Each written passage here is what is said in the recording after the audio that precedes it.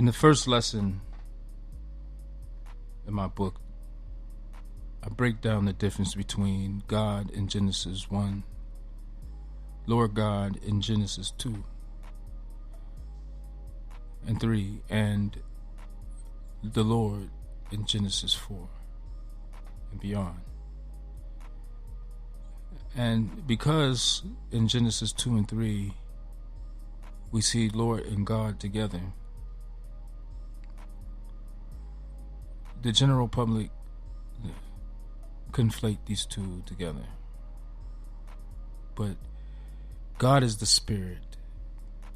Genesis 1, it says, that hovered over the face of the waters. But the Lord is the man who they heard walking in the garden in the cool of the day. Specifically says that. And then, you see, Enoch walked with God, for he was not.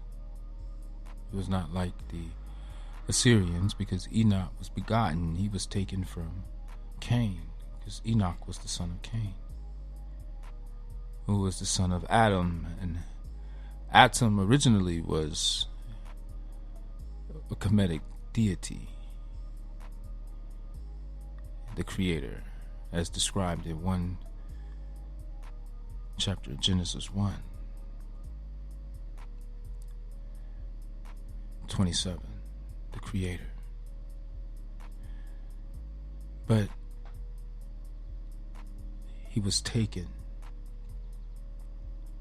Adam was taken.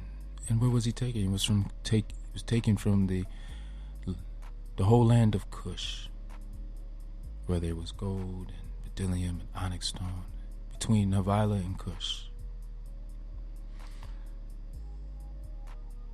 Now, God created, and the Lord he formed. Both of them made. God created and made, and the Lord formed and made.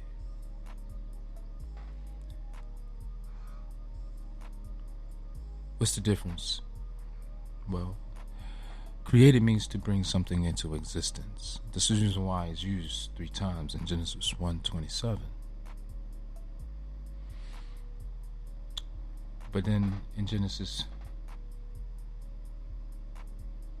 2, you will notice that it mentions God 3 times in the first 3 verses, and concludes, God created and made, meaning he created man and woman, as it states in Genesis 1:27. But also in Genesis 1:25, he made every beast of the earth, as opposed to the Lord God who formed Adam in Genesis 2:7. And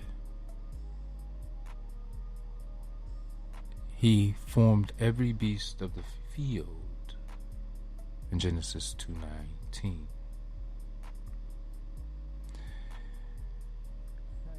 And this is when the word formed is used for the 3rd time. And therefore, the reason why Adam's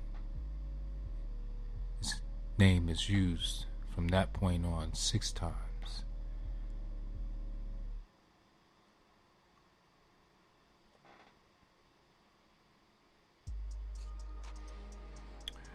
Now, these nuances, most people are not trained to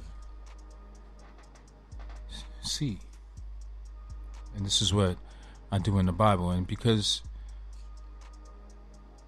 this is just the basis to be able to distinguish the difference between God, Lord God, and the Lord. To be able to notice that the Lord is operating separate from God. But people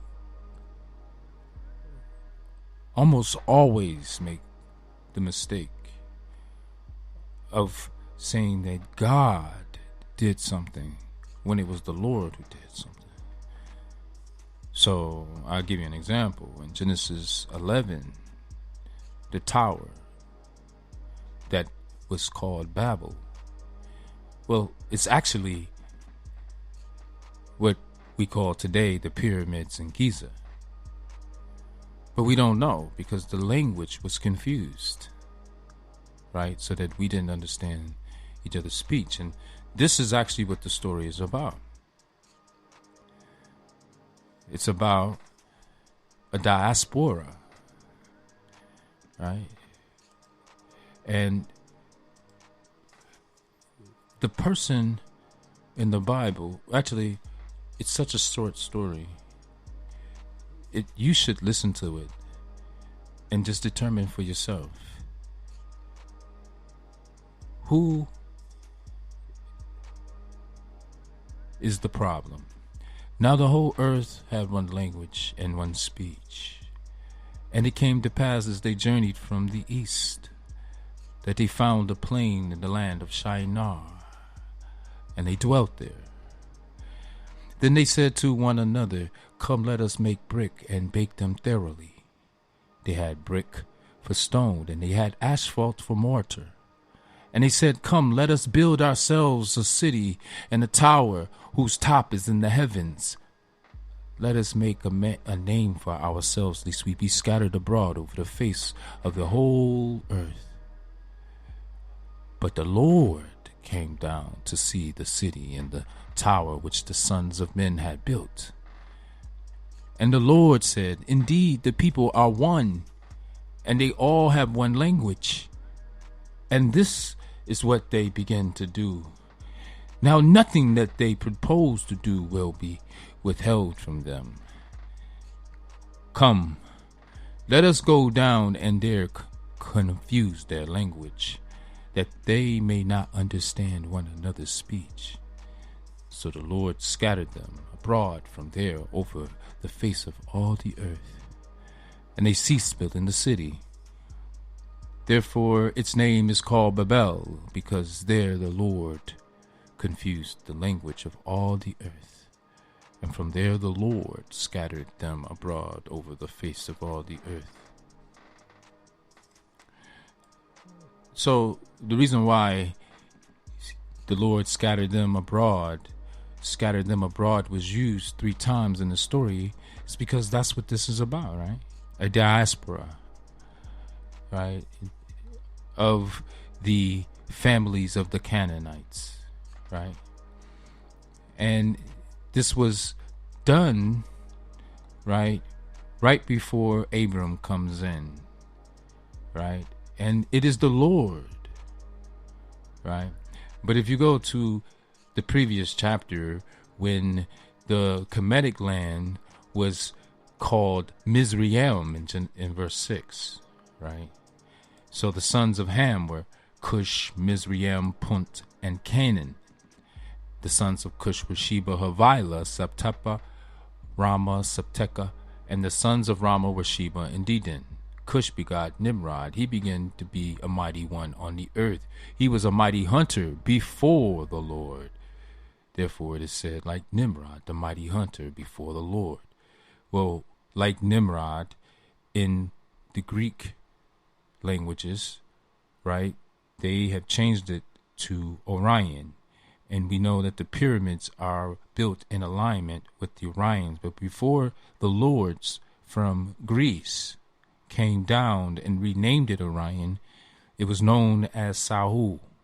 And it represents the binary star system, which is the bright and morning star, or the bright and dark star, or hidden star, right, that orbit each other every, I think, 30 to 60 years. But the Dogon are familiar and predicted and mapped this astronomical thing that can't be seen with the naked eye. But the point that I'm revealing to you here is that this story is about the children of the African lands being scattered abroad. Afterwards, the families of the Canaanites were dispersed. So you have to know that the brothers of the Canaanites were Cush, Mizraim, and Put. They were brothers. So when it says the Hamathites, and then afterwards the families of the Canaanites, the families of the Canaanites includes his brother. But the Canaanites are the ones being named. Then some of their people are being begotten, meaning they're being taken. Sheba and Havilah were taken by Joktan. All right? Because we see that Sheba and Havilah were the sons of Cush. The sons. But just like Nimrod was begotten and is not considered a son of Cush, but he was begotten by Cush. The same with some of the families were also scattered and included into the other lineages. But then you go into the tower about the pyramids, and then here come Abram. The Lord said to Abram, not God. And he went into the land. They departed and went into the land of Canaan. And they were fleeing famine. And he kept going southward into, now the word Egypt is being used. The Greek word Egypt, or the Romantic word Egypt, is being used. But I'm going to conclude on this. It says that the Lord plagued Pharaoh and his house with great plagues because of Sarah, Abram's wife. So when you see the story, this is being written from the Lord's perspective, which is understandable. I'm not saying it's right or wrong. But what I'm saying is it's from Abram's perspective. But it's also telling us that this Abram's Lord and his Lord plagued the Nile River Valley people. He was opposed to the Nile River Valley people in the Old Testament. At least here in Genesis, we can debate. You know, Exodus is a part of Genesis. So Genesis and Exodus, and then from that beyond. But we see that this just means that the foreigners, the Gentiles, they eventually brought their ways into the lands of Africa, and they're not, you know, outside of America, we have a curriculum, and you know, it's a mainstream curriculum, and people don't really have time or are not really interested in learning beyond that curriculum. But in this final minute, the reason why it's important to know this information is so that you can get the most out of your life and understand where your true power is. Your ability to realize in your lifetime and explore your roots. And when you go explore your roots, this leads you to places like Egypt. This leads you to places like Spain and Rome and into Mesoamerica, South America. Because you're going to want to desire to get out of life what people dream to get afterlife. But God gave us this. And we don't know when it's going to come. So we have to use it while we have it to our maximum ability. And we have to take care of our young. We have to make sacrifices for the lineage. But we better maximize our life.